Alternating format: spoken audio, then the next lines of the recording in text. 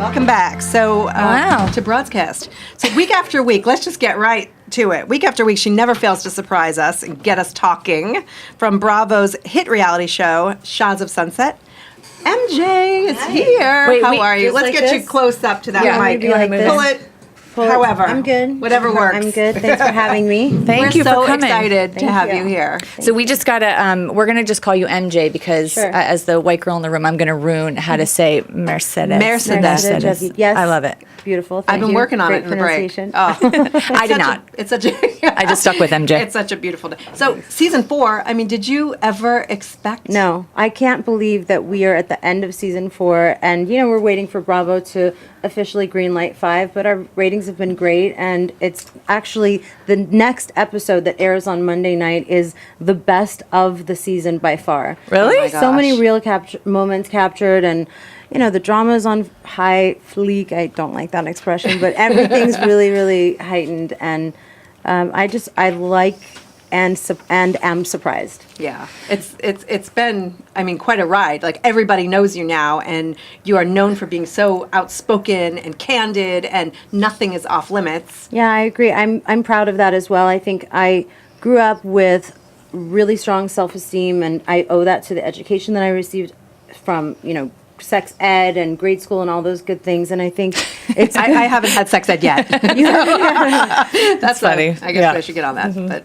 But So how has your life changed? I mean, 5 years ago or 4 years ago when you started this process, what is the couple of biggest things that has happened to you since? Well, they lie to you because they don't tell you that it's almost a year-round, 24/7 commitment. So from the first season to the current one, I've definitely gotten a hang of it, and you can just, for me, the biggest thing is to balance everything in your life before the show, along with this huge new thing that comes in. So I definitely can say my favorite thing about it is that people relate to me and that when they're empowered to wear shorts because they used to think that they were too big to wear shorts. Right. And, I've also inspired people to, well, these are all the emails and, Right. And the social media comments. messages about getting in therapy with their parents. And it's a mother-daughter. Sometimes it's a father and daughter. And that also really means a lot to me. right. Well, I mean, I think. Oh, go ahead. No, it's okay.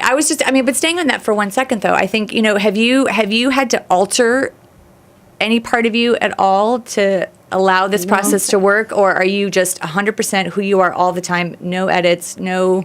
Yeah, I'm definitely not capable of altering myself. If I were to do that, I would be in my head, and I think that would translate immediately to audiences. I don't think people are responsive to fake stuff, Right. Which you can see, we've seen in the past the people that try to use a show as an infomercial or to fake the Right. funk. You just Right. can't get away with To it. launch something else, fake the fun. I love that. But while other reality stars, who we will not mention, are making news for young women trying to emulate them in really, really negative ways, you get a lot of attention for your body and your appearance and owning it. Yeah. And I mean, were you born with that? Like, are you born with a positive self-image, or No. is that learned? I was not born with it. I was incurably shy in grade school. And then I tried out for the cheerleading squad between 7th and 8th grade. And when I broke into doing something that terrified me, I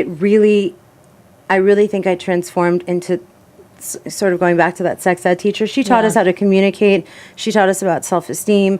And those were the early lessons. And I know it was a very specific time in my life.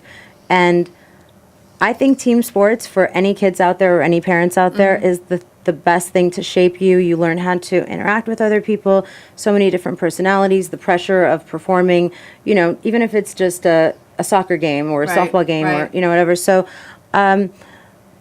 I did in But that's touch. often a time that, kids are more self-conscious. Yeah, we're and going that- through puberty and things So are starting to that's- pop. But that, for you, is the time that you started kind of coming into your own? Believe it or not, yes. Wow. And that was back You got to give a east. shout out to that teacher. I know. She's Rest in peace, Mary Lou Tatum. She's an amazing person. She impacted thousands of kids. Wow.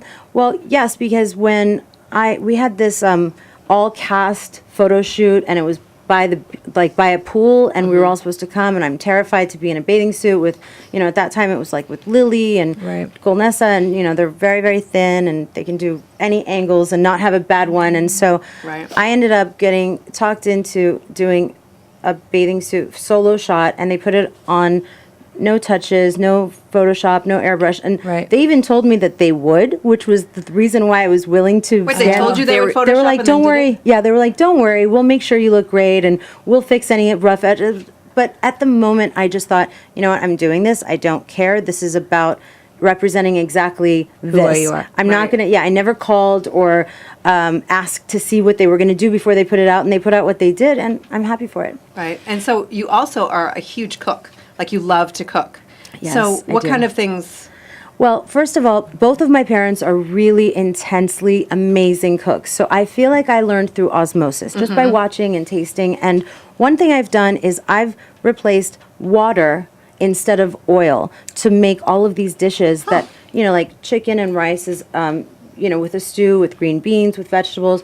And the fact is that you don't need oil to cook things. You can do them in water. You save so many calories. And of course, there's always going to be, olive oil, and the good fats are always going to be in the food. But Right. I'm really excited about sort of sharing those ways, those, kind of bringing the old school to the new school, and so we can be healthier. And so you'll have, will we see an MJ cooking show? I would love to integrate more of that into my life because, the show does focus on getting crunk a little more often than being Yeah. calm. I love Right, it. right. All right. So we are going to take a break. When we come back, MJ, are you cool if we have a couple people calling in and wanting to Yeah. ask questions? All right. Yes. So don't forget 661-298-5487, and we will be right back. Like chaos going on with selfies Oh my in gosh. the studio. We need a selfie stick. Yeah, welcome back. 661-298-5487. I will never have a selfie stick, just by the way. That's called your arm. By the way, if you're not listening live, we're also available on iTunes.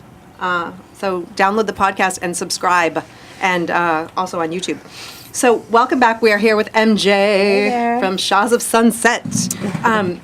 One thing that I love about the show is, maybe you don't love it, no, but your relationship with your mom. It's so complicated. Yes, it and is. tumultuous. It is. We don't, no other woman could ever relate to that. She's looking at me. I'm looking at you, I kid. have an absent tumultuous relationship with my mom, but I mean, I'm always interested in how women, mothers and daughters relate. But this is an opportunity for all of us to watch. Is that uncomfortable? I mean, how does that play out, and how does that? I mean, the world's watching you have this angst Yes. with your mom. Most people think that she's not really like that. The truth is she's worse. She can be She downplays it for TV. she definitely doesn't downplay it, but they don't always capture and broadcast everything. My mom is so opinionated, and God bless her. We love to have a woman who's got so much to say, but I'm the one and only focus of a lot of that critique.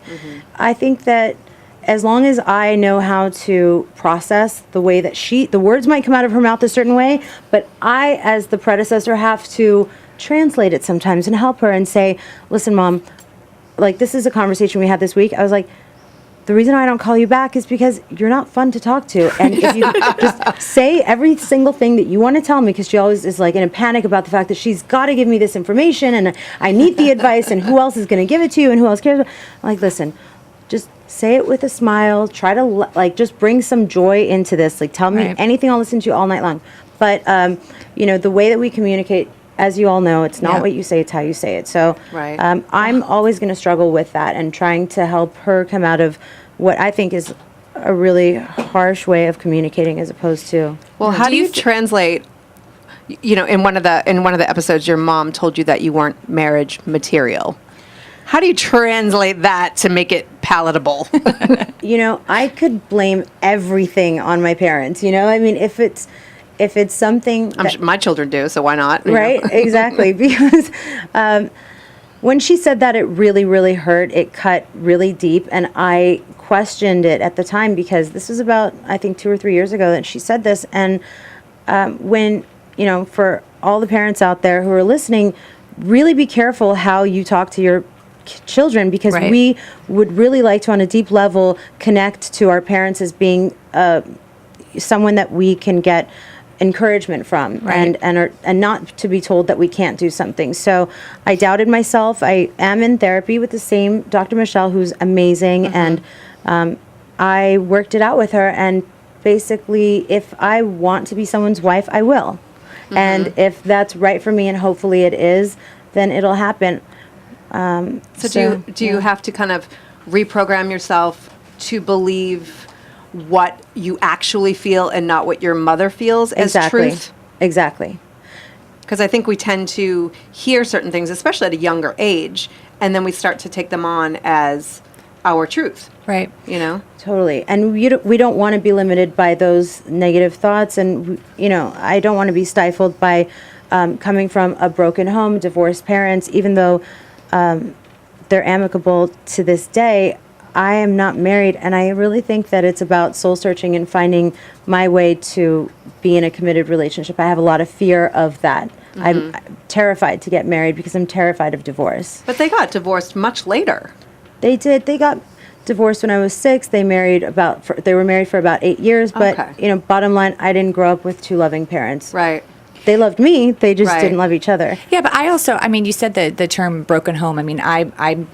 I think that's such a negative concept. I came from a divorced family. My dad's on his 3rd marriage. I'm a divorced mom. I think my home is not broken at all just because there's not 2 people living in it. My home is actually much healthier with the current state in my house. And what I'm teaching my son is how to have loving parents and loving environments. And it doesn't always have to look. I'm divorced and I'm scared to get married again because I don't want to fail again. Right. But, I hear my dad in my head apologizing to me for, thinking that he's, ruined me forever for marriage. But, The thing is, all my life I would normalize that what happened between my parents didn't affect me. And so throwing that broken home out is sort of a message back to myself so that I reinforce that I know that I've got some stuff to work on. Because I was always, because I was like, everything's fine. My parents, they're great. Oh, they're divorced, but it's fine. Right. Saying that to myself wasn't very healing, and it didn't really elevate me.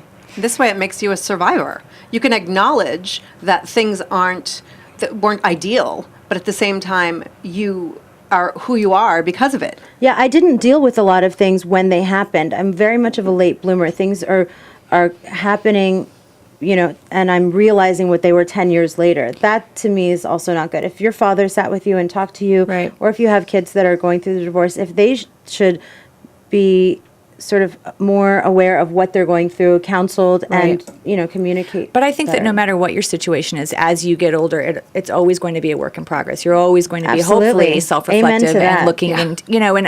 and I like that you're reminding yourself that's your touch point to say broken home. For me, that's a trigger the opposite way because my dad. Does it trigger your guilt? I didn't do anything wrong. I'm looking back when I hear people say broken, it kind of makes me sad because Yes. but you really put into perspective that actually is really healthy. You broadened her mind. See how that we did it. Broaden. And we can create another name for it as well. It doesn't. No, but that's what works for you, and that's your trigger. I'm just thinking, for everybody, it's different, and if that's what keeps you healthy and moving forward, then Absolutely. So I think We gotta go to break. We're going to go to break, and then we do have someone waiting on the line. I Yes, think, we're for going a to take some caller. calls. Okay. 661-298-5487. We'll be right back. Thank you.